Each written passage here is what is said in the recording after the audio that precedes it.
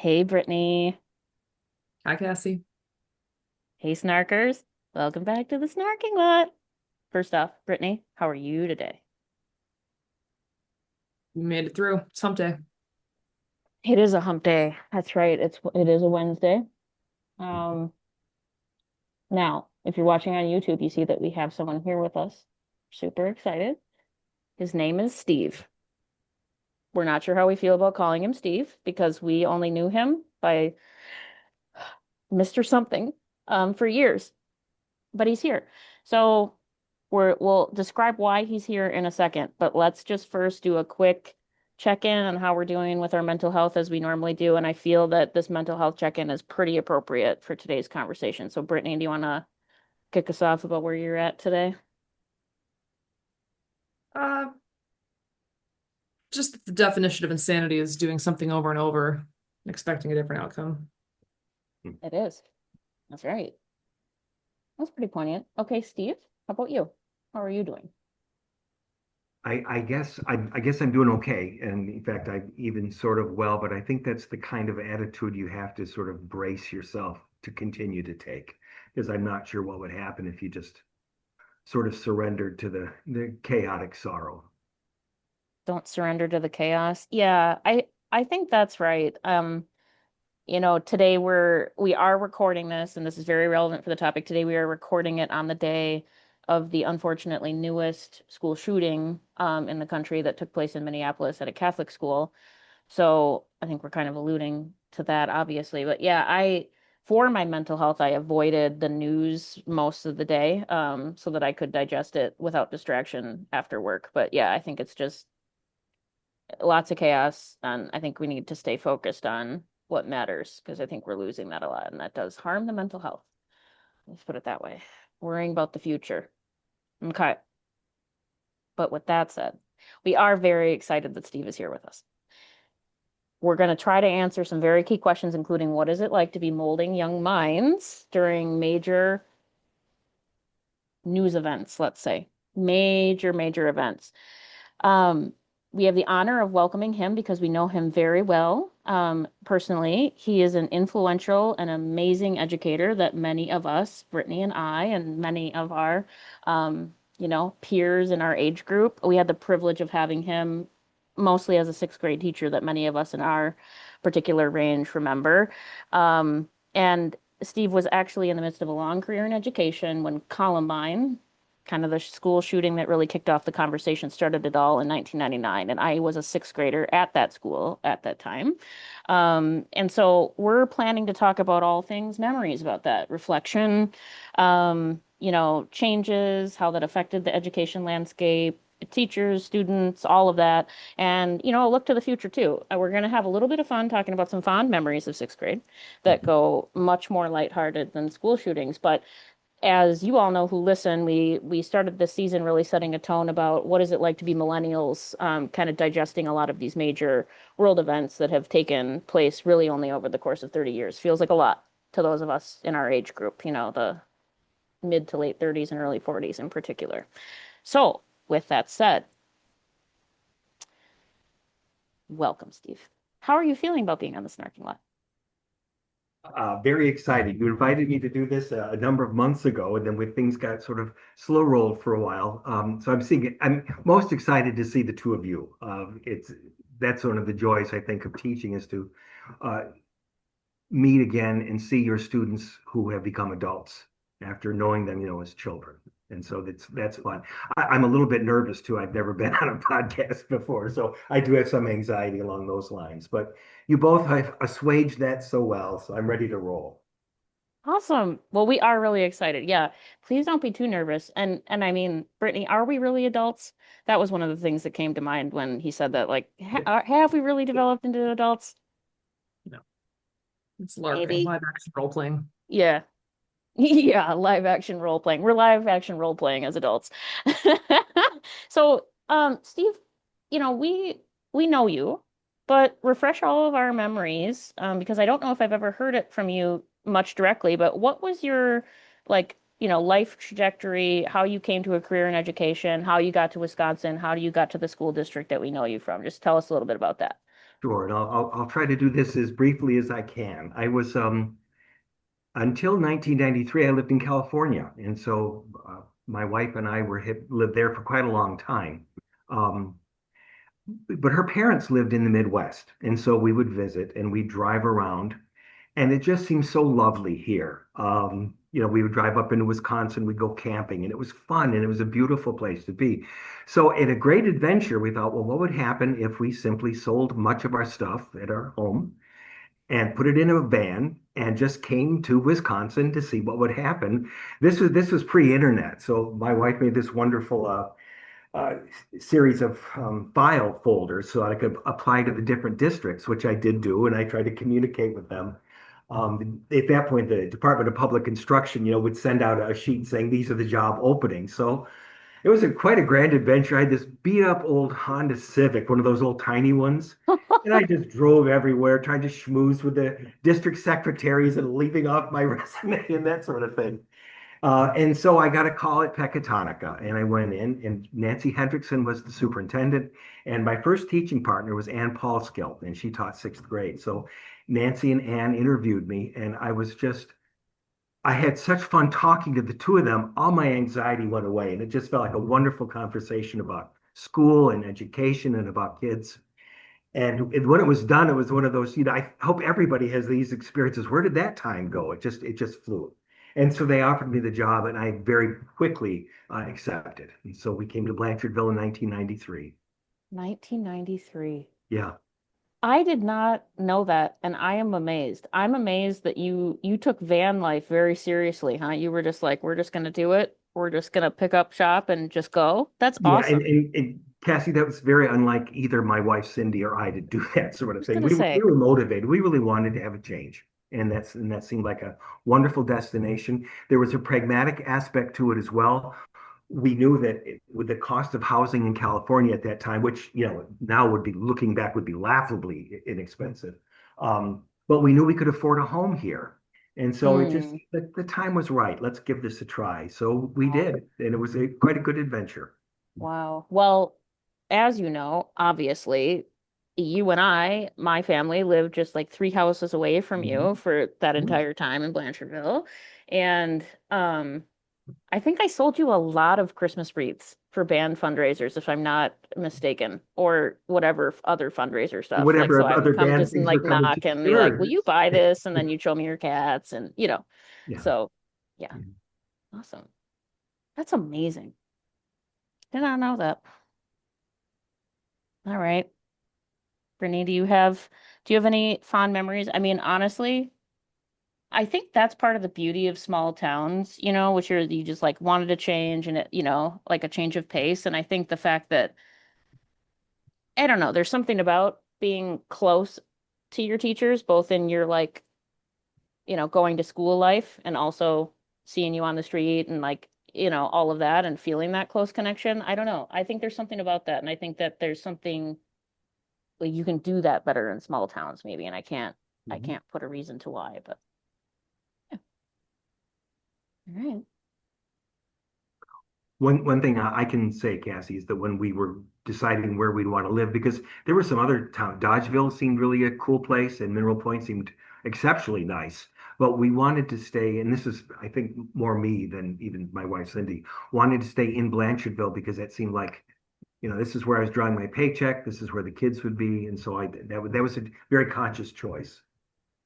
Yeah, makes sense.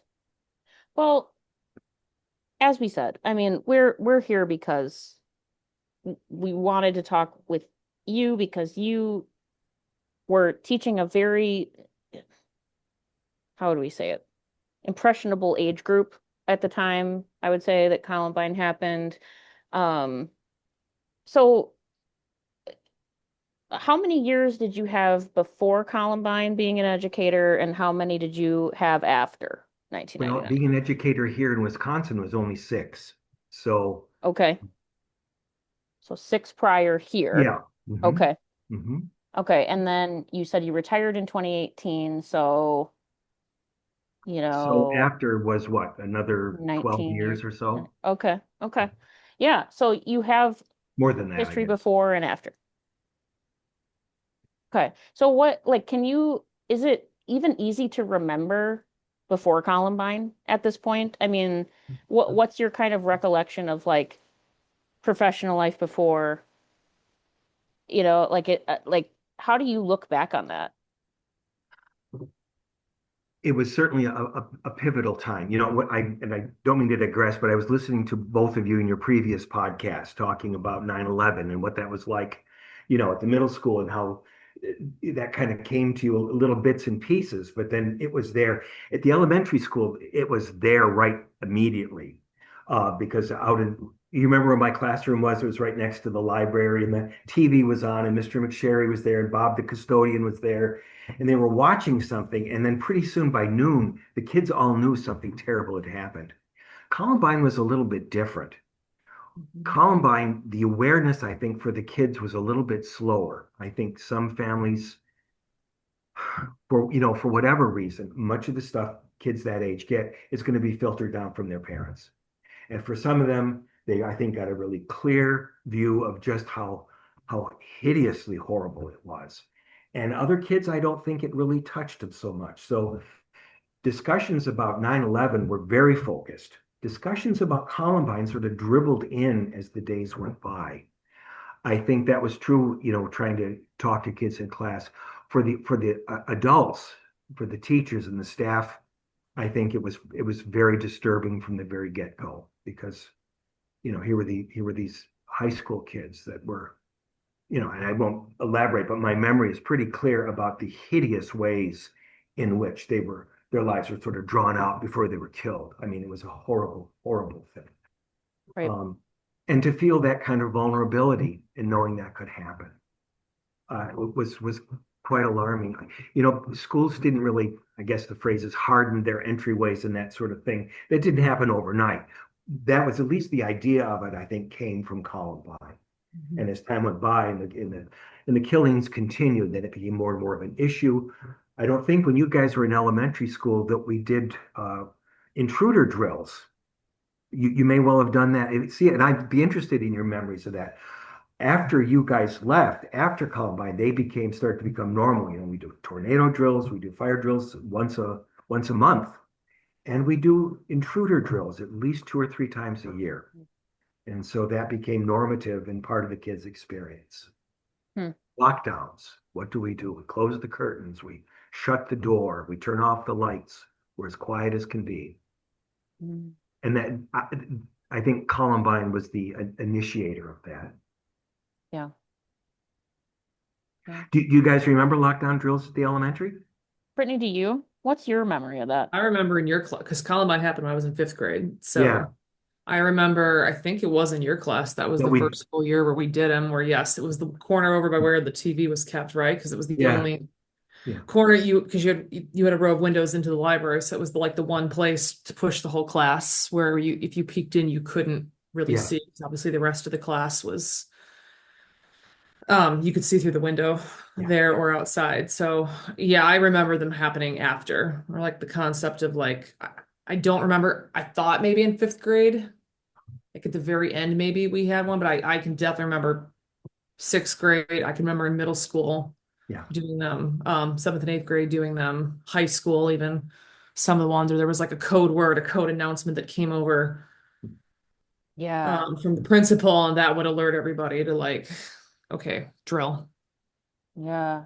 I think we did do one that year, so it happened in April 99. I think we did one before the end of that school year when I was in sixth grade, like right after, because I remember being over by those windows. Now that Brittany says that, like, you all teaching us, like, go over there and get as close to the wall as you can so no one can right. see in. And so I think I maybe did it once because I remember being in your room, and maybe did we go from the other sixth grade classroom in there. Like maybe we all convened together. I don't know. Yeah. That part's a little blurry, but Each day, Cassie, Mrs. Buckup's class and my class would switch, for yeah. different subjects.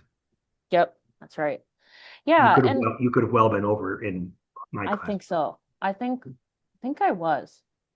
I mean, and so what was the administration's response?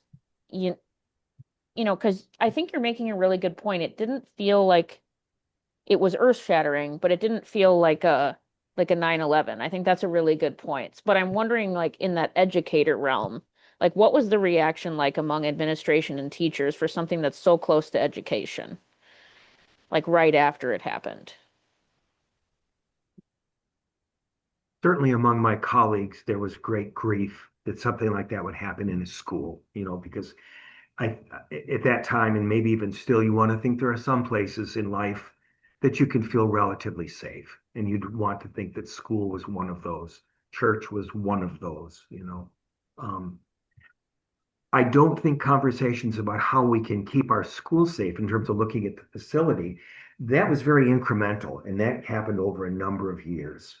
Um, so my recollection, at least of that school year, was there was just a sense of mystification that something so horrible could happen. And I don't know how you guys felt about living in Blanchardville, but I think there was also a sense that it won't happen here. This will happen in the big cities. This will happen away from us. But we're sort of insular and we're sort of safe here because this is a small town and it's Wisconsin.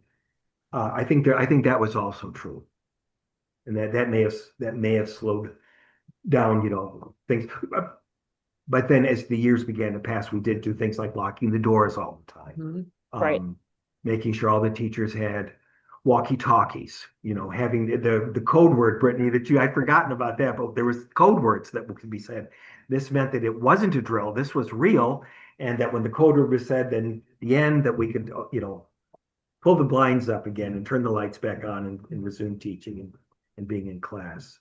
Mm, The doors I remember because I used to be able to yeah. walk in any door at school. Yeah, And having now been in schools and stuff for work and stuff after, yes, how it's gone and or like now I know in Blanchardville too for the high school, like there's just the one you're supposed to go in by the office Yeah. to try and Yeah. funnel everybody in to check in that they can't just you couldn't just pull the door open and go in any entrance. But I remember elementary, I'm assuming high school too, but well, I know some in high school too, but definitely elementary school, any of the entrances were always just unlocked during the day.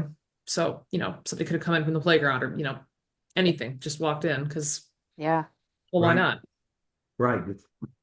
That's right. I mean, I was sharing that with a colleague this afternoon, you know, like parents would just walk in any door Mhm. prior to Columbine. I mean, they waltz in the side one, the back one, Anybody like, could. yeah, just anybody would walk in. And thinking about, as you're saying, the positioning of your classroom and the other sixth grade classroom, like you walk in that side door right there, like Right. so if anybody had just waltzed in, we would have been prime candidates as sixth graders, at Sure. that time. And even the fifth grade classrooms, Brittany, that you would have been in that year if it were that year, Yeah, it's down you on know. fourth and fifth. We're down there. Yeah. Kindergarten, first grade were down one. Second grade was on another.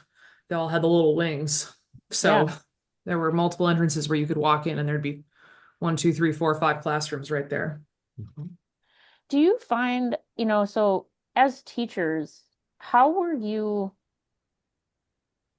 of course, you're talking about here's what to do now that we have drills and safety precautions and things like that, but were you attempting to talk to students about that event as far as kind of like a social political event, or like just what was the dynamic between here's operational things we need to do, but also let's talk about how you feel about it? Right, right.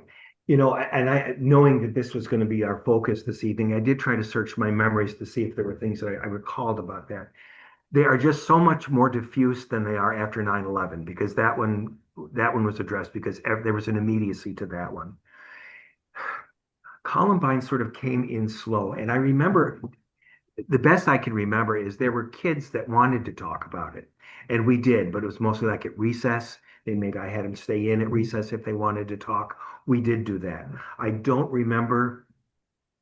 I don't remember a class-wide discussion that took place specifically about Columbine. I can remember class-wide discussions taking place subsequent years about how to keep us safe. And if the administration came up with different rules, kids were so bright they'd say, "Well, Mr. Carey, we're still gonna be at risk because of this and that and the other thing." And often they were right. And so I would take that back to the principal and say, we need to think about this. Um, most of my memories about Columbine for myself were my own, and they were just the horror of that. Um, And I know this of you, and so Brittany, this is like a part Steve, part you question. I was political very early. Like I think I was a little political like fifth and sixth grade because of, as we joke, like how much Meet the Press with Tim Russert I watched. And so I didn't really get political in my mind about gun violence until I watched Bowling for Columbine by Michael Moore that came out in 2002. So I was a little bit older. But so first to Brittany. Brittany, did like what was your reactions to it as a young person? And then like how has it evolved over time? Because I know how you and I both feel like politically about gun control and gun violence now. But like how do you feel that more for you as a young person? Well, we remember the day it happened. Like I remember, I think probably I saw it on the news probably at night. Because you got the ABC, NBC, CBS, whatever evening news like on. Like I remember I can hear like the anchors talking about it. And then I was in fifth grade, we actually had that Time for Kids, which was like if it came out every week or every 2 weeks, it was a kind of a shortened Time magazine article. It was meant for like fourth, fifth, sixth grade, something like that. So I can remember, like, of course, they had a big thing on Columbine in there. And so we Mhm. did, I remember us talking about it, but not as much like, here's how to be safe. It was like the details of like what happened or, probably not like the details, like some of the stuff that's come out since about it, but just kind of the timeline of like, they walked in, they did this, they did this is what happened. Mhm. Um, kind of thing. So yeah, I remember being just because I know there were ones before that happened, but I don't remember them. I remember that being kind of the very much the before and after, much like 9/11, and other things. Like there's the pre-Columbine stuff, and then yeah, the post one, or seeing over the years then as there started to be increased measures taken of like, okay, we're gonna Yeah. lock, more of the doors, we're gonna do the drills. It's quite common now that you have to like, I don't know if this is the way it packed, but like at the bigger schools, like you have to stop into the office, you have to get a name badge and like have it Yep. cleared instead of again just being able to walk in. And I think If that was you're slower. visiting. Yeah. Yeah, if you're Yeah. a guest. Like for Yeah. anything, like our parents even have to stop Yeah. in and get clearance. And I don't know if that's the case at Peck. I don't know. I probably took a lot longer again because we're a smaller school. So Yeah. like for the most part, you're probably assuming you're gonna know everybody who walks into the school, like who's gonna just randomly drive to one of the towns and walk into school. Like Yeah. it's probably gonna be somebody related to that. But yeah, I remember kind of just more the shock of like, well, that's random. Like Mm. people do that. You can do that. I mean, not like you want to do that, but like you that's a thing you can do, or that's a thing people do. Yeah. Like Because just I kind of think, perplexed. I grew up watching like Law and Order and all the stuff, or you watch all the stuff on TV. Yeah, I can. Yeah. 3 and 4, that was solid. But like seeing the stuff where you think about it and you're always like, well, like adults do that to each other, like who's or like adults maybe to kids or something, but not in the school. It's like something domestic or Outside of something. And so school. then to see it at a school and be like kids doing that to other kids, like people coming in, like that one. And I know it this varies, it's not always the case, but that was, I think, also kind of alarming to me as like, oh, like one of our classmates did that to, like that could be here, it's probably gonna be somebody we know because it's a smaller school. Like that was alarming. That was definitely a kind of like, whoa, I never thought this was a thing or considered this was a thing before. Yeah. That makes sense. Yeah, Steve, so kind of this similar to you. Um, how do you and you're so I don't mean that you were tempted to do this by any means, but bear with my question. Like, how do you navigate your personal versus professional feelings when something like this happens? Because there's obviously political intersection with it and just like a Sure. lot of different, right? So as an educator, how do you balance your true feelings, like if it's different than how you feel you need to be professionally or, that kind of mindset going into each day after something that's this with such gravity. Sure. Sure. I guess what I tried to do was to keep personal feelings separate, that I was there as a sort of a trusted authority figure, that I was not going to lie to the kids. I was going to be as direct as I could. But I think there's also a time when you do let some of your feelings show. There's something authentic about that. And kids see through stuff. I mean, I know you guys would know that kids are not stupid by any means, and they have an antenna that is really quite sharp. That was always my sense. Some kids more than others, of course, but in general, I think that was true. Um, so I think you do let them see if you are upset or if you're full of grief about something, but you don't dwell there because that's not your job. Your job is to listen and to see what you can shed some light on it. Let them talk. See what they're thinking, and then be a good listener. Yeah. I guess, Cassie, that's the best I can Yeah, no, that makes say. sense. I mean, it would in my and I am so far from an educator, not even funny.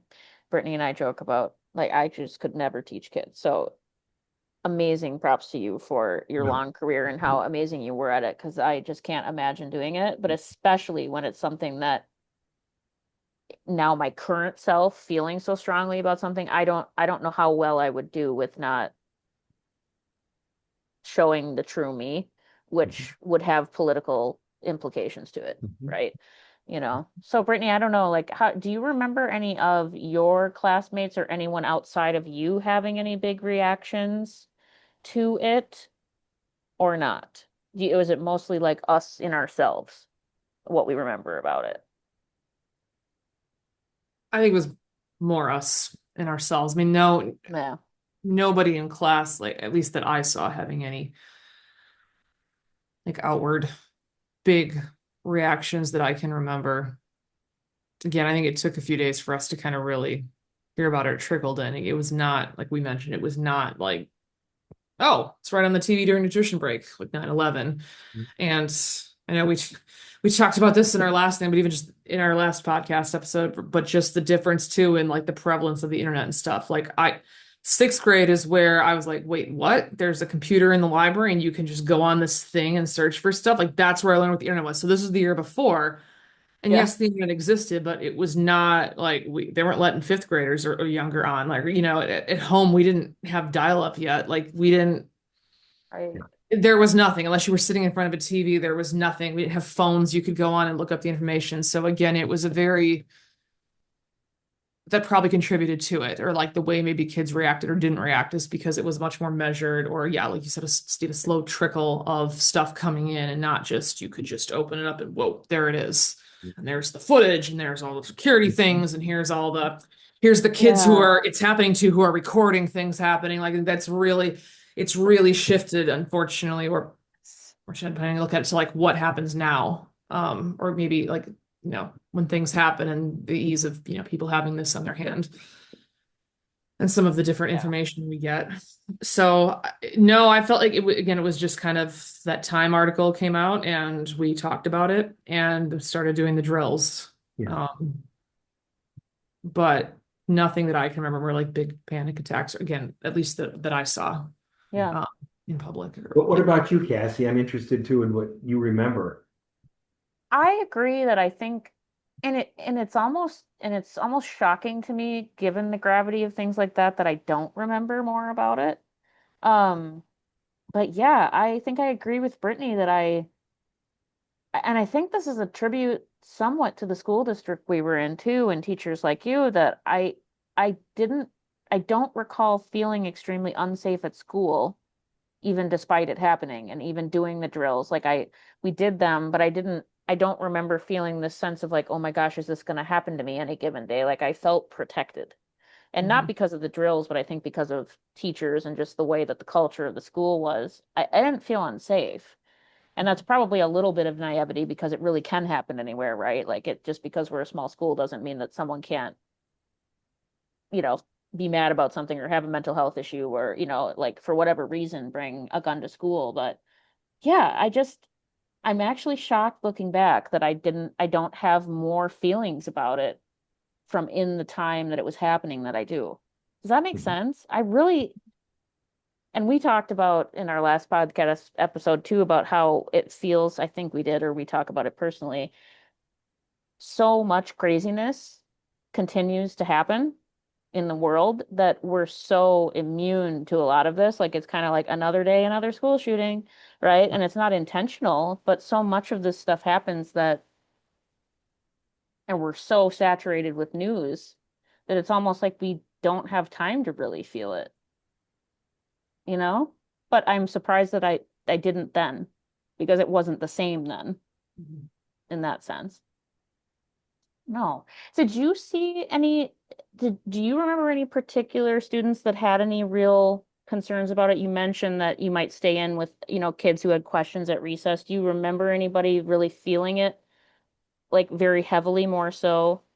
Not by name, of course, but just anyone that's was really feeling it more so than anyone else? Mhm.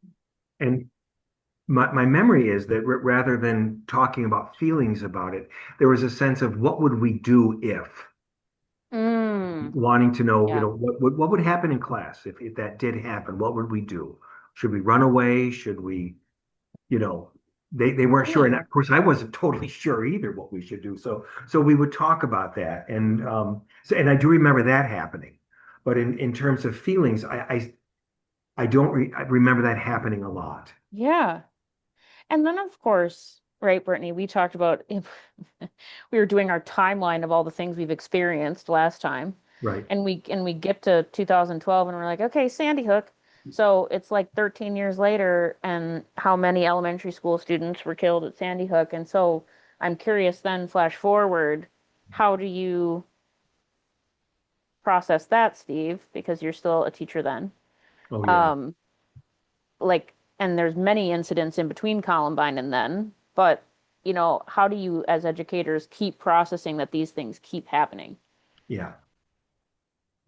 How does anyone do that, Cassie? Right. I don't know. I don't know. I know that Sandy Hook was as a different nature. I think one thing, media had become so much more prevalent at that point that it didn't trickle in for kids. That was there. They knew that. And I can remember among my colleagues shock and horror about what had happened. And the vulnerability for the children, the vulnerability for everybody. What were we going to do? And I think if anything was the catalyst for closing the doors and locking the doors and really trying to think of ways, what can we do to keep the kids safe here? Um, was Sandy Hook. Yeah, I think more than Columbine. Hmm. Yeah. Yeah. And what do you think the reason for that was? Do you think that it was because so many things had happened in between and it was such a large event, or what about that made it different? I think the number of children that were killed, I think killing the youngest Age. children, they were first graders, I think, Mhm. Yeah, they were. the destruction of innocence like that is just so horrible. Um, I can get teary at this point. So you know what? I don't know what you do. I don't ask me something again. I'm forgetting where I was. No, you're answering it. Well, and that, Brittany, we obviously spice it out a lot. Like we're pretty spicy about our political views, and you especially don't hold back. But I, we say, what can we do? And I will just say, because I don't know your penchant for getting political right, Steve, on here, and I totally get it. But I will just say that I'm mad for you and others like you in your careers that you have to worry about how are we going to lock the doors? How are we going to have kids duck under the windows? How, right? Because the thing, in my opinion, is more systemic than that, obviously, which is take away the damn guns. And that's just me. So I'm sad, frustrated, mad for all of you that you had the ramifications of that come down on you, right? Like you shouldn't have to do that as teachers. School should be safe. Ideally, you shouldn't have to do that. No, you shouldn't have to do that. In a lot of church too, I think of the killings that we've seen. People who've come to churches and have done that. But it was, you hated to see. I hated to see the school doors locked and people having to buzz themselves in and people making a case for their appropriateness of being there when they were somebody's mother or dad bringing lunch. I mean, it just got, um, and boy, it's, I think it's more firmly blocked now than it was even when I was still working there. They've gone through a whole rebuilding part of the elementary school. In fact, if you guys have not been to your old elementary school in a long time, I bet you would not recognize it almost. Some parts you would, but in terms of access to getting in, it's Mm, very, very controlled. wow. is that what you do with a school? What does that say about a school when you have to do that?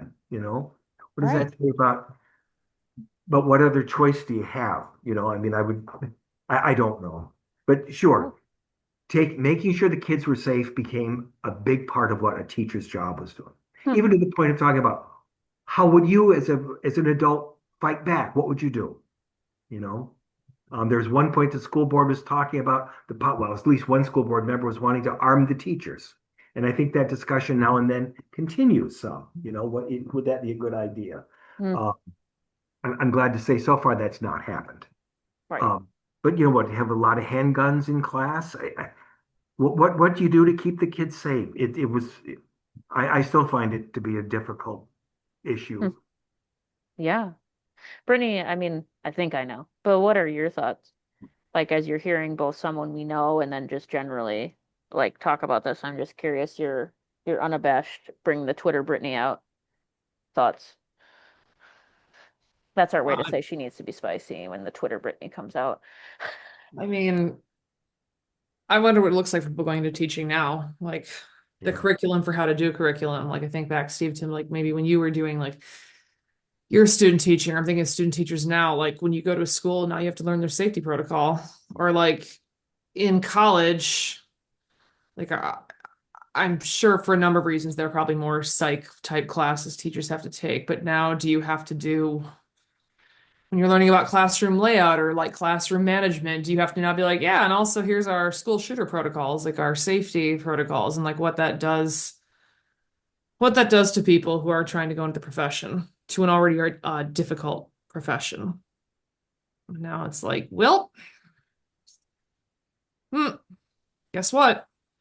You're ground zero. Like, it just, and then yeah, I think that that's the big thing that I think, not that people forgot about Columbine, but that Sandy Hook is remembered because, not that Columbine wasn't bad. It was horrifying, but it was a high school, so it was older kids and, still like upset, scared, not really knowing what to do, of course, but brains a little bit more developed. But like then Sandy Hook being in elementary school, you're dealing with very small children who aren't going to have any sense of like how to keep safe, what to do, other than maybe to hide or something.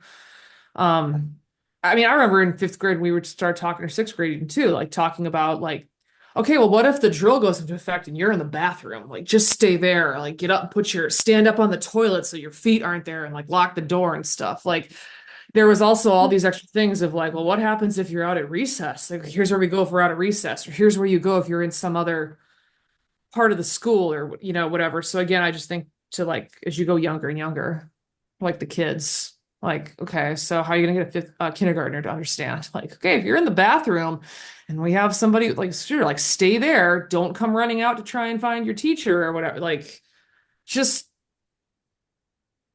yeah, it's just it's horrifying. It's just it's sad. It's a mark of I think how far society has fallen. I agree. Agree. It's That just we're here is sad and horrifying. yeah. Steve, do you find in like or did you find that your colleagues and people around you and other teachers you knew in your district or not, did you find that you all were pretty similar in your thoughts and feelings about how to handle these things, or did you have a lot of diverging opinions about, oh, we should do X, for protecting us, right, as students, like we should do X or we should think about Y, or were you all pretty much like, yep, we all agree that's what we need to do? And I don't mean that politically. I just mean to like, were there lots of opinions or were like, sounds good. Yep, that's the Right. plan. That's what we need to do. I think the initial response with that kind of thing would be discussed at faculty meetings as we were looking for leadership.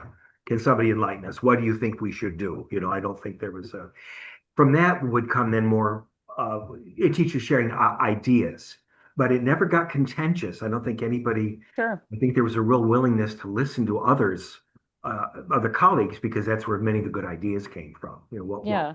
we should do to keep the kids safe. So no, I don't think, Cassie, that there was a lot of disagreements. Sure. Um, and if like tempers flared once in a while, it was that we had to do this in the first place. What the hell is going on? That we've got to. shut everything down, stop teaching, stop class, lock Yeah, the door, wait till the code word is said. that makes There was sense. resentment about that. And sometimes I think, again, when we talked earlier about Blanchardville being a place where you maybe felt a little more safe than you might have in an urban place, I think there was some of that too. Well, this is not going to happen here. And I think actually Sandy Hook ended that. Mhm. After that, people that stopped. And then people became more aware that it could happen anywhere. Hyper alert. Yeah, that makes sense. Yeah. Yeah, and as we alluded to, today happens, right? Um, it's not that I don't care. It makes me extremely angry. Like I'm quite frankly just really angry that, children were killed in a pew in a church, right? Like so, but I honestly am sincere in my observation and view of myself that so much stuff is happening and such things of such gravity that I don't feel it the depth at which that I think I should. And I think that speaks to a lot about how much we've experienced in this space, right? And it's just it makes me be like, when is enough going to be enough to just really address it, right? And not just fly flags at half staff and do all that garbage. Like, that isn't going to save children, right? And if we don't care about children's lives, what do we care about? You know? So that's what I'm sitting with today. I saw the headline come across and I'm like, I can't read that right now because I'm gonna get mad. You know? Brittany, you too. You were like, something's going on. I don't know what. I'll look at it later when I'm done with work. Someone put it, I was talking to somebody who was in Minnesota, asking a question on Teams, and she's Sure. just said out of the blue, she's like, oh my God, there was a shooting in Minneapolis at a church or like at a school. I'm like, what? Yeah. Didn't get a chance, yeah, to look at it till after Right. work and see the details. Right. Right. And I mean, and another example of that, I think I said this to someone a few days ago. I mean, the fact that we had, in speaking of Minnesota, that we had a lawmaker and her husband shot and killed in their own home in an act of political violence, and it's almost like it happened and we're just not talking about it anymore. Like that's what I mean. Like our brains just move on to the next crazy thing.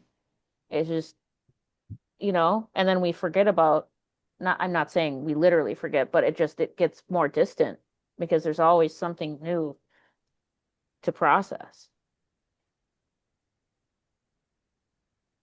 I, I know that for myself, that's exactly right. If there's a daily outrage, whether it be a school shooting or something that happens in government, after a while, outrage becomes so wearying that you just kind of become numb. And that brings its own bad consequences too. Right. Um, we live in a time when there's just so much media. Um, it's hard. It's real hard for folks. Absolutely. I mean, look, anybody can start a podcast. We're here, you know? Anybody can say whatever they want on the internet, including us. But yeah, I mean, there's just and Brittany, you talked about that, and that's such a good point. I think that's something about our generation. We very clearly remember pre-internet, internet, learning it, and post-internet, or the environment we're in now. So we know what childhood was like before we were saturated with information like this. We had to wait to go home to see NBC News to know that anything happened unless you all told us.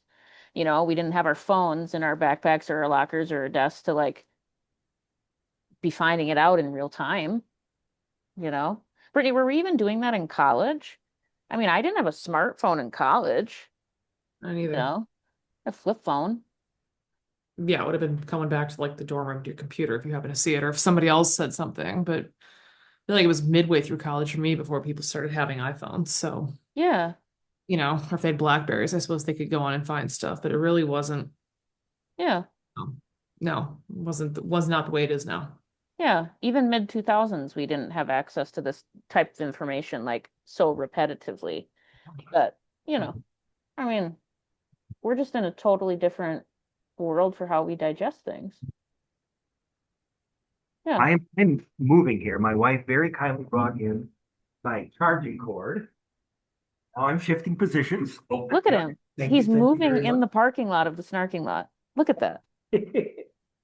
Oh, If I disappear on you, I'm sorry. I'm going to plug No, it in. that's okay. I'm Brittany, do almost you remember the last time we had an educator on this podcast? She too needed to find her power cord.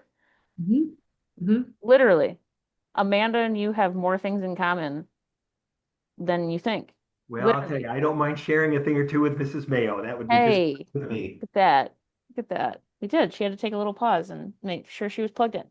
Yep. Well, I'm back in shape now. Back It's in business. charging, so very Well, good. Brittany, what do I guess I want to ask both of you this. Like, what do you hope for the future in this realm? I think it's probably an obvious question, but again, we just experienced this again today, like yet another. Brittany, what do you hope moving forward? Uh, People care enough to do something, to enact something. It's not looking good, but I don't know. I don't know how many it takes to do Yeah, something. I also have a very kind of grim view from prior jobs and other things of like, anything can happen at any time to anyone. Um, no matter what, or you can take precautions, but things can happen. But yeah, how do we minimize the risk of things? Unfortunately, because the view of things has been shattered by yeah, yeah. I think that's a pretty good synopsis that people care enough to do something. Yeah, that would be nice, wouldn't it? That would be great. That would be great. Steve, what are like, as you're retired now, and you reflect on your career and you continue obviously to consume the news, what are your hopes for the future? My hopes for the future are that polarization will let up enough so that folks can make reasonable kinds of choices. There are there are too many guns. There are just too many guns. We have as many guns or more guns than we have people in our country. I have nothing against hunters. I mean, to find this sort of reasonable place, guys want to go deer hunting, go. I have no quarrel with that. But I think we are in a place where the amount of guns it saturates us and saturates our psyches and the way that we, from stories and books, how do you solve problems? How do you get that SOB that hurt me? Well, you kill them, Right. and on and on. I would like to see reasonable, intelligent gun control. And I don't know that that's too much to ask. The other thing I would like is that, and would hope for, is that people can see there is no panacea. There's no one thing that's going to cure everything, that nearly every step we take is going to be a baby step. You're going to get a little bit closer, you know? And I think as rational creatures, to the degree that we are that, we have a hope to do that. It would be nice. It would be nice. I'll latch on to hope because you said so. How about that? Sure, sure. I don't know what else we have. Yeah, what choice do we have? Yeah, I mean, I think I'm all about big systemic change. I think take the big swing. I wish people would take the big swing. But you're right. If you can't get the big swing, you have to start somewhere and it has to be incremental. Something is better than nothing. And so I would be a fan of something rather than nothing in the gun control space. I think that would be excellent place to start. Would love Now, it. I'm going to change the focus, if I may, Of snarkers. course. Uh-oh. I seem to be unable here to recharge. So I have a mission here. I want to embarrass you both, okay? Uh-oh. Oh So God. I have pictures from your past, and I would like to show them before my battery gives up. So if you guys are willing, just a little of this. Now, for folks who are listening to the podcast and don't have the visuals, Goodness. I would like to say I keep a running commentary, but perhaps you two can do that when you see what I'm showing, okay? Okay. All All right. right, so here we go. I'm scared. This is Brittany. This is her sixth grade picture from our school yearbook. Yeah, let me get, Get wait, in there. you Right. trying. There Okay. we are. Why did Uh-oh. it I have disappear? to turn the background There you off. go. Yep. Oh, No, there we go. okay, but you're not gonna, Oh no, I can see which one she is. I got it. all right, I had the little arrow came off. I had you, wait, there we are, there we are. Wait, pull it Oh, up. I'm so sorry. Gosh, I No, it's did this okay. before. Is the background blurring it out? You're all right. I saw her. I know what she looks like. I know what she looks Well, like. this is not working out nearly as smoothly as I hope. Cassie, here's you in sixth Uh-oh. grade. Oh Okay. boy. I'm so Let's scared. No. see There here. we go. No, Cassie. no. What classes did I have in sixth grade? Yeah, that's the ever Oh present. boy, this just is not. Were they purple? I think they were purple. Can you Hang see on. it? Because it's not coming through on my screen. No, hang on. Okay. Here's what you're gonna do. Yeah. You need to remove your background. Okay. So I go to video Yep, and that's I right. go to, Adjust background and effects, and you yeah. hit none in your virtual backgrounds, and you'll be back in business. There There you we go. go. All right. All right. Thank you. He's really gonna be able to scare us now, Brittany. Thank you. Now I can, all right, here we go. Oh no. Oh no. No. No. That's awful. Oh, it's like Oh, your take on no. Mr. Rogers. I like that with the that. Oh yeah. All right, let me Oh, Got a go. it's little Swiss awful. lady singing in the Alps. Oh dear. Brittany, look at you. Here we are. Look at you.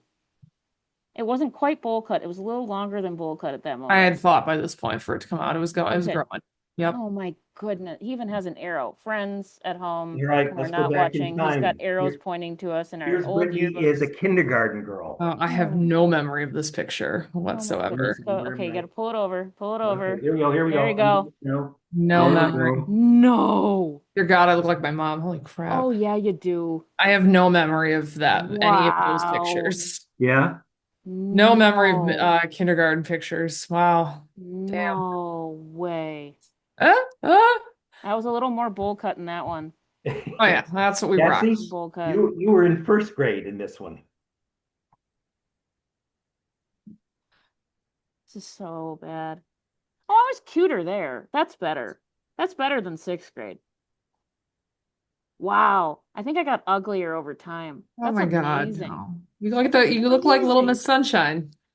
Stop it. You totally do. That's a That's compliment. I amazing. think you're both being too hard on yourself. And I'll show you Gotta one go. more to see if you remember some of these teachers. These were this excuse me, this is the elementary staff from 1996. And I'll just kind of Oh my Oh gosh. Look wow. at you all. Yep. some Wow. familiar faces. Oh yeah, Yes. Yeah. for sure. I Wow. think the only teachers there now would be Miss Gronsky and Miss Helgeson. That would have been there years Probably. on. I The see rest, Pierre some have right in the died middle. and some have retired. Most have retired. I see Pierre right in the middle, I Yeah, think. Mr. LaPlante died a year about a little over a year ago. We recorded a podcast on the day that news came We're across too, bad. Brittany. It's We're just really My bad. bad. We have It's a yeah. like lot very of bad bad. That's guessings. right. That's I was just thinking that. I was actually like, didn't we do a trivia? Oh my God, we did. Oh, whoopsie daisies. yeah.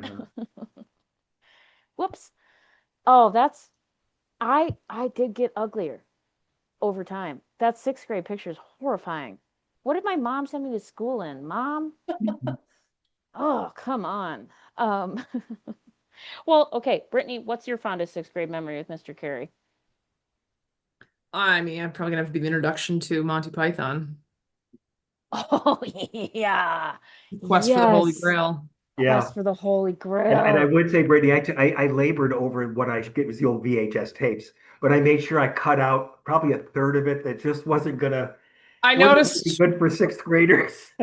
when I finally saw the whole thing a few years later, I was like, oh, maybe the tape broke. I don't remember Yeah, that part no, there. no, Nope. No, no, no, we just I cut that on purpose. we got the straight to TV version. Hello. Yeah, Okay. yeah, No, I love I remember that because actually my uh last job, I made a reference, I quoted it to people of a variety of ages, some who yeah. absolutely should know and are old enough to know and claim that they are comedy connoisseurs. And I was like, she's a witch. And they all just looked at me and I was like, Monty Python. And they're like, no, never, we don't know. And I was like, they're like, whoa. never. And I'm like, whoa, wait, you've never seen it or you've never heard of it? Those are two very different, never heard of it. I'm like, oh, What? wow, do I have a trilogy of movies you should see? Wow. That's crazy. Always look on the bright side of life. Come Always on. look on the Never bright enough. side of life. Which Brittany. which would be apt for nowadays. But yeah, no, I remember I that was the I mean many memories, but Yeah. that was the foray into Monty Sure. Python. Oh, Yeah. that's delightful. I'm so glad that you remember that. Okay, Yeah. do you remember? So I think there's so again so many Oregon Trail, of course. I died of dysentery, but um, doing our production of Shakespeare, my year was a comedy of errors, and I do you remember that I was one of the twins? Hmm. And do you remember who I was twinned with? Cassie, I remember that it was somebody that you didn't twin real well with. Isn't that That's right? exactly right. Yeah. It was Mr. Josh, who was a lot taller and a lot bigger than me, and I was short and, Yeah. skinny, Yeah. and we did not look like twins at all, but the only thing that made us twins was that we were wearing the same clothes. Well, that was So, exactly right. We put little wool caps on you, as I recall, yes, in the same costumes. So that was supposed to pass as twins. yes. We were the most anti-twins ever. Yeah, Oh. that's right. That's right. That's right. Okay. Well, this has been absolutely delightful, as we always say, and we mean it. This was phenomenal. So, really quickly, um, Brittany, what are you reading? Still reading the same thing? About to start a book called The Fort Bragg Cartel. Okay. So it's about drug trafficking and murder in the special forces. Some light reading, Some light reading. light bedtime reading. I'm starting Harry Potter over again because it's one of my favorite childhood memories and I just want to read it again. Steve, Oh, how about you? Learned what that was in sixth grade. Milk break time, That's story true. time. That's true. Steve, how about you? Are you doing any reading? You big I'm reader? reading. I sometimes read local histories, and it's a book from Central New York called Abolition's Axe, and it was about a minister named Beriah Green who was in the 1830s started an institute, the Oneida Institute, that included African American students on an equal basis with the white kids, and it didn't last real long, but a lot of courageous things were happening at that time, Wow. and that's the little town that I grew up in until I was 10 was in upstate New York. So it has kind of a local feel and kind Oh. of I feel kind of pride in that. That's awesome. That's awesome. Well, I had a lot of trips to the library when your wife would help me find my books. So Yeah. at the local public library. Wonderful. All right. So I think we covered the craziest shit in the news. I'm just going to say it out loud. I think our whole segment was about all the craziness. So I will end with goals. Brittany, what's your goal for next time?